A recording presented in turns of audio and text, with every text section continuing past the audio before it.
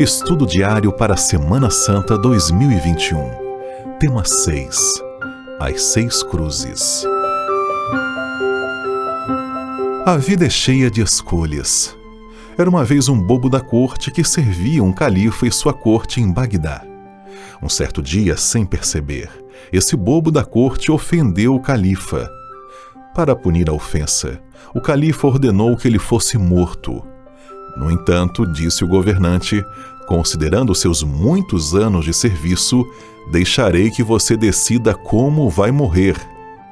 Bem, respondeu o bobo da corte, se você não se importa com a causa da minha morte, ó califa mais grandioso, eu escolho morrer de velhice.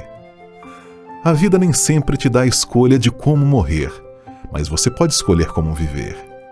A cena da morte de Jesus é caracterizada por 3 cruzes, e nós podemos usar essa cena para ilustrar a realidade da salvação. Existem apenas 3 fatores importantes no processo da salvação.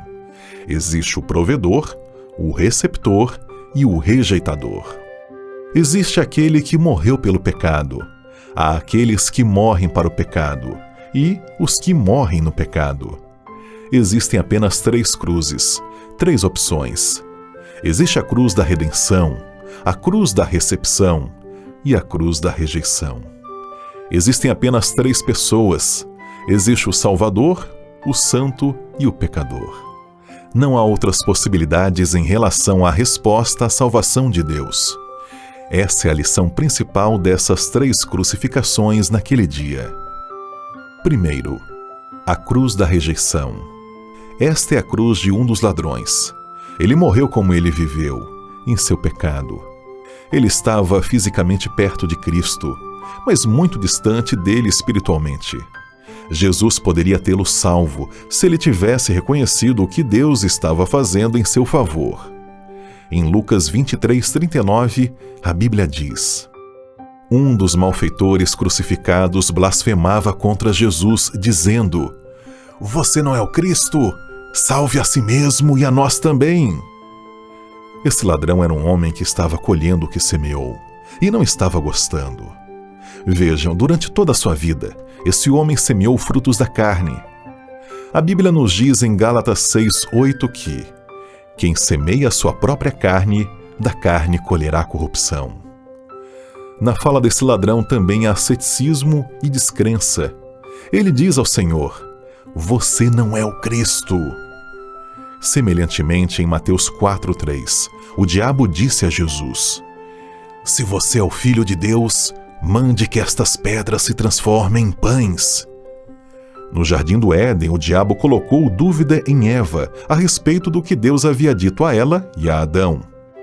É assim que Deus disse: não comereis de toda a árvore do jardim?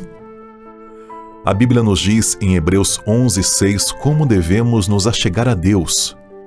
De fato, sem fé é impossível agradar a Deus, porque é necessário que aquele que se aproximou de Deus creia que Ele existe e que recompensa os que o buscam,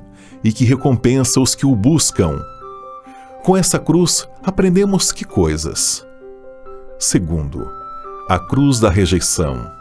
Esta é a cruz do criminoso cuja vida foi curta, mas abençoada. Primeiramente, é importante observar que ele temia a Deus. Segundo, ele percebeu que era um homem condenado e sem saída. Observe suas palavras no versículo 40. Estando sob igual sentença? Terceiro, ele reconhece seu pecado e reconhece que merece sua sentença.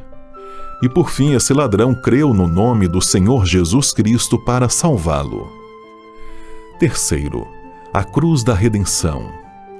Esta é a cruz de Cristo. Está no centro. É a maior das 3 por ser a doutrina central em todas as Escrituras. Herbert Locker diz: na velha cruz acidentada, vemos o homem no seu pior, mas Deus no seu melhor. Esta cruz representa o amor de Deus em ação. Notemos a resposta de Jesus ao ladrão na cruz da recepção no versículo 43.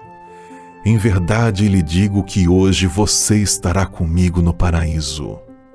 Veja João 10, 17 e 18. Como você vê a cruz? Um Deus crucificado?